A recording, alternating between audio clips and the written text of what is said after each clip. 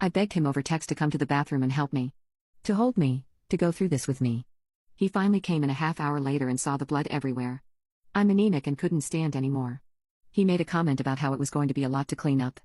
So I tossed off my clothes, climbed into the shower, and bled there. I asked him to buy me large pads and said I'd clean the mess.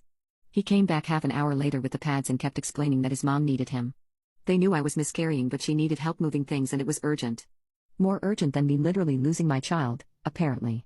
She was outside when I cleaned up the bathroom and went to the kitchen for food. I was weak and struggling. She didn't make eye contact with me or talk to me at all. Probably because she knew she had one. She took my husband away from me during the most traumatic point of my life and he went willingly. I feel so lost.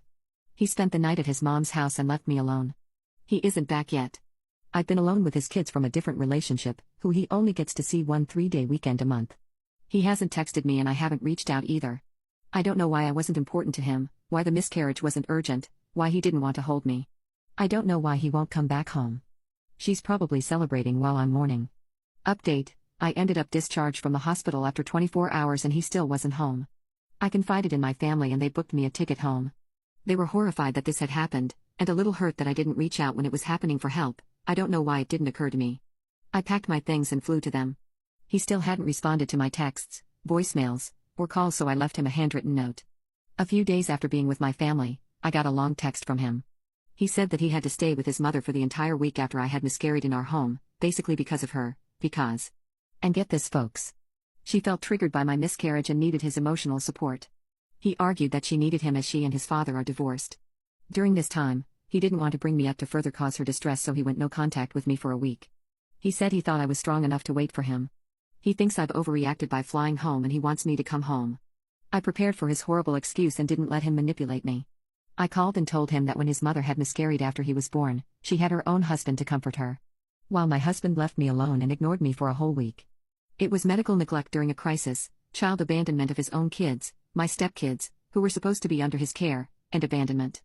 I could have died and was very weak when I had checked into the hospital. I was even weak when I left. I told him I needed space to heal.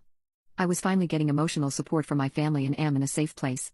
I'm not ready to see him. He said that he is her only son, he had to help her.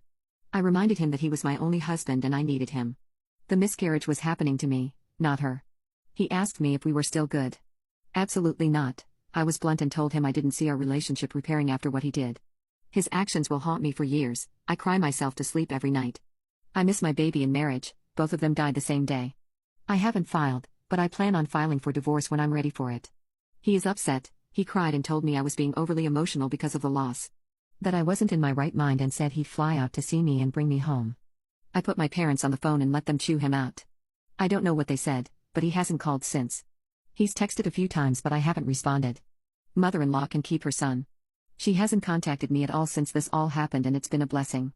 I've heard from mutual friends that she is blasting me to everyone over social media, but I'm going to stay out of it for my own peace of mind.